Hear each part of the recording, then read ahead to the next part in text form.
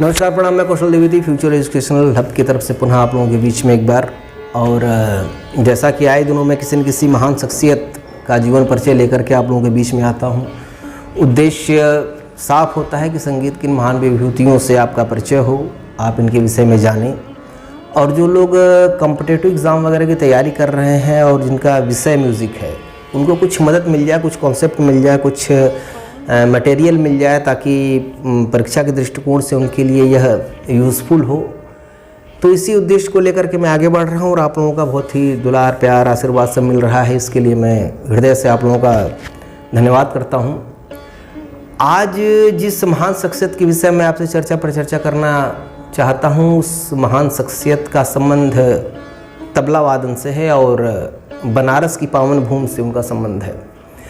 जी, आज हमारे विषय के केंद्र में जो बड़ा नाम है, उनका नाम है कंठे महाराज, जो कि बनारस घराने के एक बहुत ही बड़े तबला वादकों में से एक रहे। कंठे महाराज जी का जन्म 1880 ईस्वी में कभी चौराहा जो है वाराणसी का, वहाँ पे इनका जन्म होता है। चौराहा को कबीर चौराहा उसको प्रॉपर वे में कहते हैं, लेकिन बनारसी भाषा में कभी चौरा लोग उसको बोल देते हैं। वहीं पे जो बनारस घराना का रहता है, जो घराना जो वहाँ पे स्थापित है, वहीं पे घराने में इनका जन्म होता है 1880 में। इनके पिताजी दिलीप मिश्रा जी एक अपने समय काल के बहुत बड़े तबला वादक थे और दिलीप मिश्रा जी से इन्होंने प्रारंभिक शिक्षा प्रारंभ की, सीखा। बाद में बलदेव सहाय जी, जो कि बनारस घराने से ही संबंध रखते हैं, बलदेव सहाय जी के सानिध्य में इन्होंने अपने तबला वादन की जो शिक्षा उसको इन्होंने पूरी की, पूरी शिद्दत के साथ, पूरी लगन के साथ, निष्ठा के साथ, और तबले के क्षेत्र में आगे की ओर बढ़े। कंठे महाराज अपने जीवन काल में तबले को एक नई ऊंचाई तक लेकर गए और देश के सभी महानतम कलाकारों के साथ उन्होंने संगत की। चाहे वो कथक के कलाकार रहे हों, चाहे वो वादन के कलाकार रहे हों, चाहे वो गायन के कलाकार रहे हों, सभी के साथ कंठे महाराज जी की संगत हुई। एकल वादन भी इन्होंने किया और तबले के माध्यम से भगवत स्तुति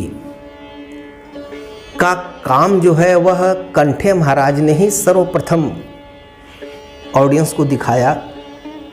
जो उनके दर्शक थे उनको वह एक नई चीज़ दिए, जिसको आगे चल कर के किशन जी महाराज, जो उनके शिष्य थे, वो आगे की ओर बढ़ाते हैं। और किशन जी महाराज के भी प्रोग्राम्स जब आप देखेंगे तो वो तबले के माध्यम से स्तुति करते थे, तबले के बोलों के माध्यम से इस प्रकार से तबला वादन किया करते थे जैसे कि मानो वो तबला खुद स्तुति कर रहा है।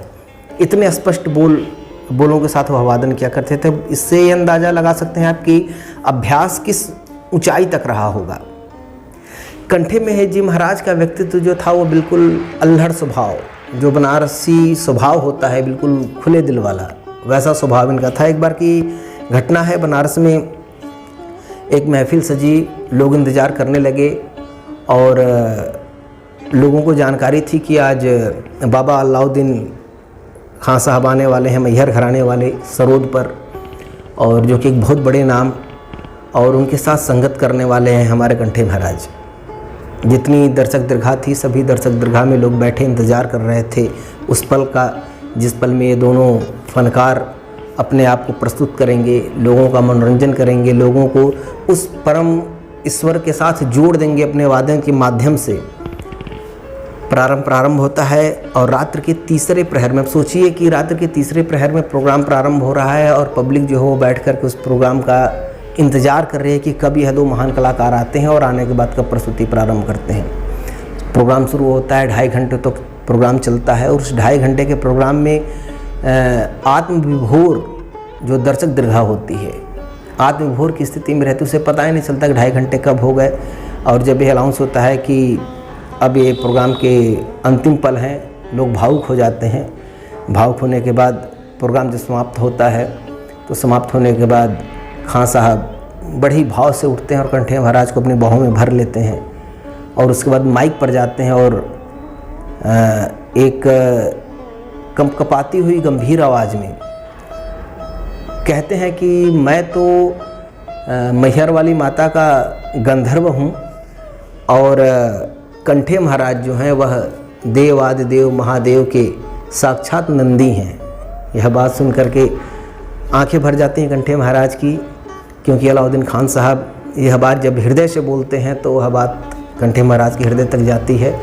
तो आप सोच लीजिए कि क्या क्षण रहा होगा वो और क्या भाव रहा होगा अलाउद्दीन खान साहब के हृदय में कंठे महाराज के प्रति, और कंठे महाराज के हृदय में बाबा जी के प्रति, अलाउद्दीन खान साहब के प्रति ऑडियंस भाव विभोर थी।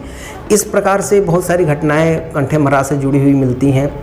और कंठे महाराज ने अपने जीवन काल में बहुत सारे नए शिष्यों को निकाला, जो कि आगे चल कर के बहुत नाम कमाए, जिसमें से आपके किशन जी महाराज थे, आपके राम सहाय जी थे, आपके समता प्रसाद जी थे, उदय महाराज जिनको बोलते हैं, ये सब इन्हीं के शिष्य थे। और इन सब विभूतियों ने अपने आप को एक नई ऊंचाइयों तक पहुंचाया और अपने गुरु का नाम रोशन किया, अपने क्षेत्र का नाम रोशन किया, अपने घराने का नाम रोशन किया, और आने वाली जनरेशन के लिए एक पूरी पीढ़ी के लिए उन्होंने एक ऐसा अध्याय दिया तबले के क्षेत्र में कि जो व्यक्ति उस अध्याय का अध्ययन हृदय से कर ले, सही निष्ठा के साथ कर ले, फिर उसका कोई हाथ पकड़ने वाला नहीं। कंठे महाराज सन 1954 में उस समय 2.5 घंटे लगातार तबला, नॉन स्टॉप तबला बजाने का रिकॉर्ड उन्होंने बनाया कंठे महाराज जी ने। और सन 1961 में कंठे जी महाराज को संगीत नाटक अकादमी पुरस्कार से सम्मानित किया गया। ये सब विभूतियाँ इतनी बड़ी थीं कि अवार्ड दे करके इनको सम्मानित किया गया, ये कहने से ज़्यादा अच्छा है कि अवार्ड का सम्मान हुआ कि इन महान विभूतियों ने इन अवार्डों को ग्रहण किया। इस महान विभूति के बारे में और क्या बताया जाए, धीरे धीरे समय गुजरता जाता है। और सन 1970 में 1 अगस्त सन 1970 में कंठे महाराज इस धराधाम को छोड़ करके उस परम तत्व में विलीन हो जाते हैं 90 वर्ष की अवस्था में, और छोड़ जाते हैं अपनी एक नई पीढ़ी को जो कि संगीत की सेवा करती रहे।